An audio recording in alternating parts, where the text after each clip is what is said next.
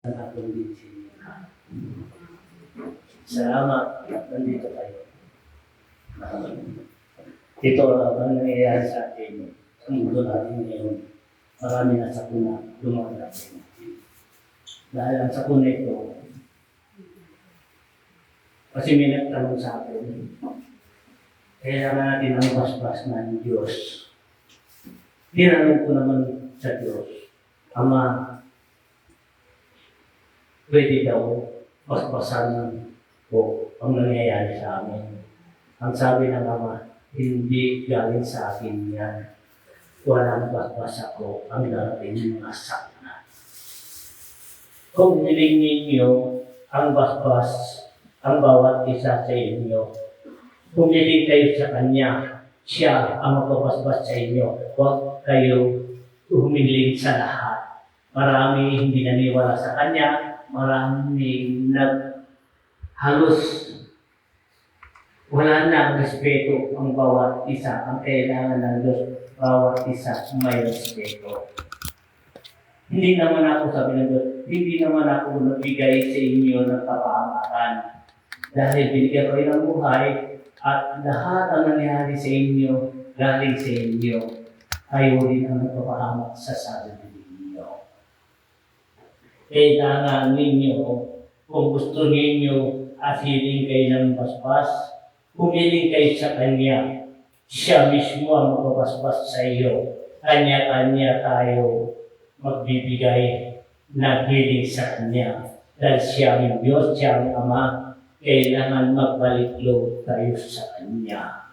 Hindi yun magbasbasan natin sila lahat. Dahil ang mayroong mga iba, ay lakas mo pa yan ng bagyo, lakas mo pa yan, dadalan mo pa yan. At isang lugar may kalaban, doon mo ibagsak. Yan ang mali. O sasabi naman, di ko kailangan ang basbas sa lahat. Kung sino man ang naniniwala sa Kanya at humiling sa Kanya, yun lang ang basbasan niya. Dahil, paano ko sila mabasbasan kung sila hindi na rin ako hindi nila naman ako nakilala nila. Nakalimutan nila na ako ang nagbigay ng inilang hirap sa kanila. Ang nagbigay ng buhay sa kanila. Kayo ba, kung kayo ang Diyos, dapat niyo bang basbasan ng mga tao hindi nakikilala sa iyo? Halimbawa, kayo ay Diyos, umiling ka na ibasbas sa lahat. Yung mga babasbasan na marami hindi susunod sa Kanya, marami walang tumanggap sa Kanya. Kailangan babasbasan ay hindi. Ang sabi ng Diyos, ang tunay mong basbas at hiling yung basbasan at kaligtasan, ako, ang sabi ng Diyos, ako, kung kayo ay tinanggap mo ako. Kung hindi mo ako tinanggap, paano kita tatanggapin ang babasbasan? Marami mga anghel, binulog ko sa kanila ang mga bantay. Kung sino man ang mga tumawag sa aking pangalan, kung sila ay totoo, huwag mo silang mapahamak, bantayan mo sila, oras sila mapahamak, at parurusahan kita, mga anghel at mga alagad ko. Kung sa pangalan ni Jesus ang tawag ninyo, may nagbabantay sa inyo, mga anghel. Binilin niya yan sa mga anghel. So, walang basbas, anong nangyayari sa kunito, walang basbas, hindi galing sa Kanya. Ang sa Kanya ay pag-ibig. Kung sabi ng Diyos, kung gusto mo maniwala ka, may Diyos pa rin. Kakapitan niya, may Diyos pa rin at malalapitan ninyo. Yun ang himala. Kung walang himala, walang maniwala. Dahil mas may ka pa sa Diyos. Paano ang Diyos lalapit sa iyo kung ikaw ay magtag-usik, tag-usga? Hindi mo alam ang iyong pag-usik mo, siya rin ang magpapahamak sa iyo. Kailangan ninyo unay-hunay bago kayo mag-usik sa mga kaparang nyo tao. Dahil ang sabi ng Diyos, huwag niyo sayangin ang panahon nandito kayo sa lupa. Isaganan niyo sa pag-ibig ang dala ninyo. Ako ay nasa inyo. Huwag niyo gamitin aking pangalan at tagusip kayo, tagusga kayo, tagalait kayo. Wala ako sa inyo. Ang pangalan ko ang dala-dala ninyo. kailangan kung dala niyo si Jesus, ay kailangan marunong kayo magkumbaba. Marunong kayo magrespeto. Marunong kayo sa mataong gawa kasi ang Diyos ay nasa inyo. Kung kayo ay nangusig at naruda, ay wala ang Diyos sa inyo. Dahil ang Diyos, anak kayo ng Diyos kung tatanggapin natin siya. Kung hindi natin tatanggapin, paano mo masasabi, anak tayo ng Diyos, hiniran tayo ng Diyos. Saan ka pinanggalingan? Dahil lahat ang natututo mo, lahat ang hiniling mo ay natupad dahil yun ang himala ng Diyos binigay sa inyo. Tama, hindi. Tama po. Bata ka, magtrabaho ka, Lord, pagpasan mo ako, gusto ko makakatrabaho, Lord, pagpasan mo ako, gusto ko pumasa, bigyan mo ako ng isang himala. Sa paniwala ninyo, Diyos pa rin ang gumagawa ng paraan kung paano nyo kayo maging tagumpay. Dahil kung wala sa Diyos, wala tayong malalapitan, wala tayong hinihilingan dahil tayo at mas may pa tayo sa Diyos. Dahil ang tawag mo sa iyo, makasarili, hindi mo alam kung sino naghirang sa iyo, sino ang naglita sa iyo. Bakit? Makasarili ka, hindi mo alam ang lahat ng bagay dito. Pagsamantala, iniram lang natin sa Diyos. Amen? Also, mas mapahalag tayo ang mangyayari ito sa linggo ito. Pag-ibig ang ira natin. Tama na ang ating gawain na hindi maganda dahil may paglalagyan tayo. Tama yun sinabi mo sa akin, nanay.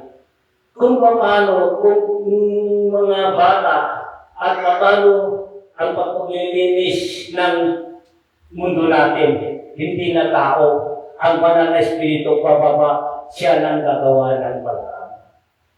Dahil walang iba maglilinis sa mundo natin kung hindi ang banal na espiritu. Dahil ang banal na espiritu, kahit sino sa inyo, kahit may katungkulan kayo, kung nagsalita ang banal na espiritu, wala kayong magagawa dahil siya ang Diyos. Hanggang umiyak na lang kayo, hanggang pagsisisi nyo, kung di pa kayo magbago, pagdating ng orasyon, doon na kayo lilitisin niya, doon na rin kayo at bibigyan kayo pagkalalagyan. Dahil lahat tayo, may kanya-kanya tayo ng paglalagyan ng Diyos. Puso maraming bilog yan sa gitna. Yung bilog yan, kung masama ka, pumatay ka ng tao, lahat kayo mapamatay ng tao, magsama-sama kayo. Kung kayo ay sinungaling, lahat ang mga sinungaling, magsama-sama kayo. Kung kayo ay magnanakaw, lahat ang magnanakaw, magsama-sama kayo. Dahil kung nakita mo yung sarili mo sa Kanya, siya makikita niya ang sarili niya sa iyo. Nakikita niyo ang gawain ninyo. Dahil lahat kayo ilalagay ng Diyos na siya isang lugar. Dahil sa ugali ninyo, parehas na rin ang lugar ninyo. Doon yung maiisip, ganito pala ang ginawa ko. Pumapatay ka, kapwa mo pumapatay, magsama-sama rin kayo lahat. Doon yung makikita ang gawain mo, ang gawain niya. Makikita kayo, doon yung kayo iiyak. Bakit ganito ang nangyari? Masama pala ang aking ginawa. Huli ng lahat. Puro kailangan habang may panahon pa, pagkakago na, huwag natin iral, pagkagayadangan natin dahil ang lahat yan may panahon ng paglilitis ng Diyos. Dahil bilang araw, wala maging tagumpay ang masama. Walang anuman, sinuman tayo maging tagumpay kung tayong gagawa ng masama. Amen? Dahil ang Diyos ay pag-ibig. Dahil ang sakuna ito, ang sabi ng huwag kang lumabas kung ako ay humiling ng huwag kang lumingon, kabila, lumingin ko lang sa akin. Kung dumating ang sakuna, magdasal ka, humiling ka sa akin, ako ay nasa iyo. Lahat ng bagay, huwag kang lumabas. Basta humiling ka sa iyo, kumain ka, sa kwarto ka, sa bahay mo, huwag kang lumabas. Pag tapos ng sakuna, doon na kayo lumabas. Kung humiling ka sa Kanya, kung lumabas kayo, at humiling ka sa Kanya, andyan na ang yero, andyan na ang puno, lahat, paano kayo maliligtas, kung kayo usisero din, at hindi ka magpakalis sa bahat, sino nagbibigay ng kapahamakan, kung hindi rin kayo. Kailangan sabi ng Diyos, tumahimik ka, magdaan ka sa kwarto mo, magdasal ka, paghinto ng bagyo, maghinto ng mga hangin, at doon na kayo lumabas. Doon yung makikita, dapat nyo makita. Huwag kayo maging sugod ng sugod. Wala rin kayo magawa pagdating ng mga sakuna. Grabe ng sakuna ngayon. Hindi lang bigla ng uwan, hindi to. Hanggang patas ng patas na yan, dahil sa ugali ng tao, kanya-kanya na ang bawat ugali, ang bawat isa sa atin dito. Di na tayo marunong pagkumbaba. Ilan lang, hindi lahat. Lalong nagpagtasan tayo. Kung may narinig tayo at hindi natin alam ano ang simulain, susunod tayo, isa na rin talo sa kanila. Siya sa atin yung muna bago kayo naniniwala para hindi rin kayo makakasala. Dahil kung sugod na sugod kayo, kung ano narinig ninyo, kung hindi nyo natin karamdaman nyo, huwag kayo maniniwala. Dahil siya sa atin muna bago mo bago mo at ikaw ay naniniwala. Sabi ng Diyos, ang paniniwala, siya sa atin muna kung ano ang simula, andoon ang paniwala mo, kakukuha mo hanggang sa huli, ang simula, hanggang din, makikita mo kung ano ay sala ay wala, ikaw mismo, ang mag-uusig sa kanya, ikaw mismo, ay masasabi mo, totoo ba o hindi. So, kailangan ng bata sa Diyos ay, tira natin ay pag-ibig. Halimbawa, kayo, nandito kayo, hindi ako napagaling ang Diyos. Wala ako kapangyarihan kung hindi ang Diyos.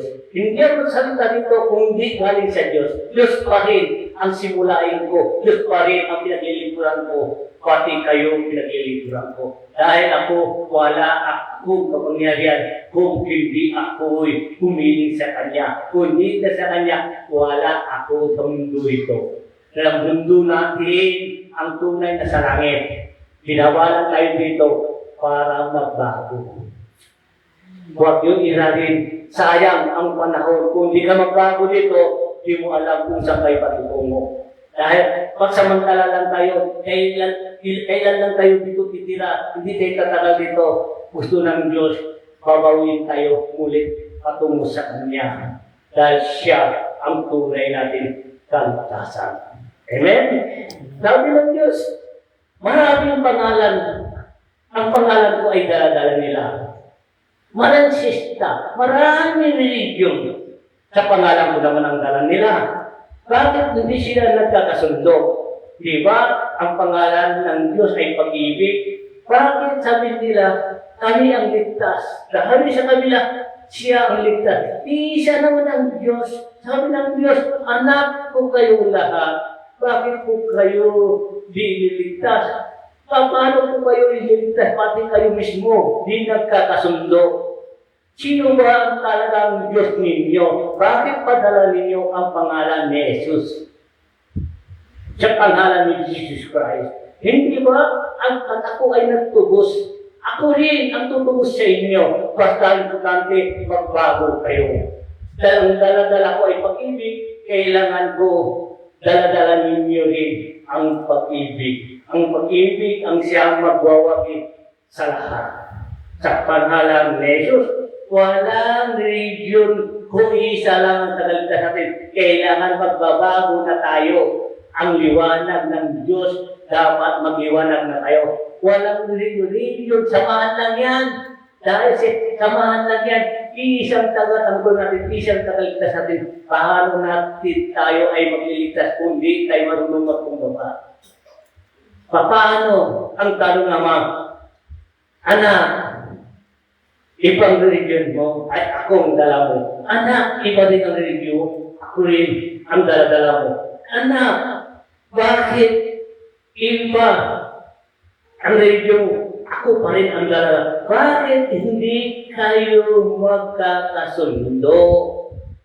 Ano ba ang dahilan? Dahil ang tunay tagaligtas ninyo, yung tinatawag ninyo. Bakit ba? Ang sabi ng isa, kami ang totoo. Ang sabi ng isa, kami ang totoo. Wala pang totoo sa inyo, sa ugali nyo, ay paksak na kayo kung Jesus. Dahil kung ikaw ay totoo, kung kaharap mo na ang Diyos mismo, bawat isa sa atin, haharap tayo. Kung tayo haharap, sabi niya, ligtas ka anak, ligtas ka dahil siya ang tagausig, ang tagausga, siya ang mamimili sa ating lahat. Amen? Tama ba? Hindi. Por eso, ang lahat ng bagay natin, magkasundo na tayo, kailangan natin magbalik loob sa Diyos. Walang reliyon, isang paniwala ang tagaligtas, ang dala natin ay pag-ibig. Ang pag-ibig ang siyang magwawagis sa lahat. May himala, may paniwala. Kung walang paniwala, wala ang Diyos sa iyo. Paano mapapakita ang Diyos kung di siya maghimala? Dahil kailangan ninyo maniwala para may kayong himala. Amen? Ito po ang basbas sa inyo. Sa pangalan ni Jesus, sa kanya na salita, ang pagbabago ng lahat. Tandaan ninyo, kung walang himala, walang paniwala. Kahit anuman ng bagay, humiling ka sa Kanya. Kung kayo ay gumaling at kayo ay dumating ang inyong nakahilingan, ang tawag doon ay himala. Amen? Yun ang sabi ng Diyos, ang mensahe ng Diyos sa akin para sa inyong lahat. Sa pangalan ni Jesus. Siya ang liwanag ng lahat. Amen? Tignan mo ha. Kahit hindi tayo nababasa ng Biblia, ang salita natin galing sa Diyos. Ang Diyos mismo, at nagpagamit ako sa Kanya, dahil sa Kanya lahat ang mga sinasabi niya, pakinggan ninyo kung tama ba o hindi. Ano sa tingin ninyo ba? Ang sinabi na ba ang mensahe ay tama o hindi? Yun, kung ganun, magtanong kayo at sasagutin ko kayo. Meron ba ang gusto magtanong? Hintayin natin yung isa para magpapaspas ang lahat. Gusto niyo magtanong? Di ba? Masaya. Kailangan totoo tayo. Huwag na tayo magplastik-plastikan. Huwag tayo kunyari-kunyari yung din na magpapahamak sa ating lahat. Dahil ang Diyos, wala makakatakot sa mga ugali natin. Pinamatakan tayo ng Diyos. Amen? So, kailangan natin magbalik loob sa Kanya. Kung anuman ang bagay ay hilingin nila, hilingin ninyo. Kung may dumating sa inyo, isang himala ninyo. Siya ang tunay himala. Humingi ka ng anak. Lord, basbasan niyo po ako. Lord, bigyan mo ako ng ako. Mamaya dumating yung ako. Di ba isang himala din yun? Lord, bigyan mo ako ng trabaho. Bigyan niyo po ako mga kata sa posisyon ko. Dumating yung oras, may posisyon ka at tinaan. Isang himala din yun. Dahil gawa ng Diyos yun. Huwag natin sayangin kung ano man ang bagay. Di natin dapat pakialaman yung tao ay kailangan natin magbago. Yun lang aking sasabihin sa pangalan ni Jesus na sinang ang tagaligtas. Amen? Amen. Baka natin si Jesus, dakilang Ama natin.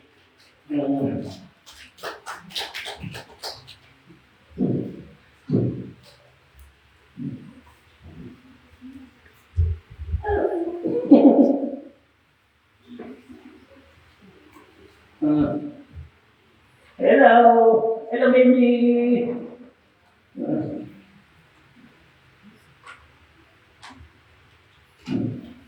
Thank you.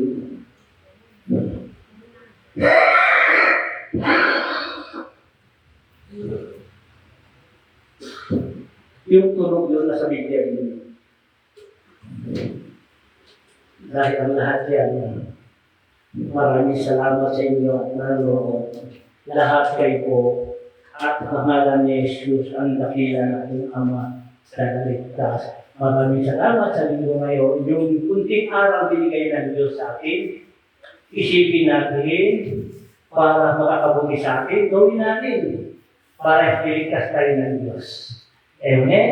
Amen. Sa pangalan ni Jesus, mabuhay kayo, mabuhay ang may kapal, mabuhay tayong lahat at mabuhay si Jesus. Amen. Saka natin, magandang hapon ulit sa inyo lahat. Magandang hapon din po. Maraming salamat and God bless sa inyong lahat and a blessed Sunday. Yan at naway nasa mabuting kalagayan tayo lahat at tayo ay naman natutunan sa salita ng Diyos. Maraming salamat and God bless. Shout out kay Madam Myrna Guevara Train. Thanks po sa pagpunta mo sa lahat ng thank you and God bless.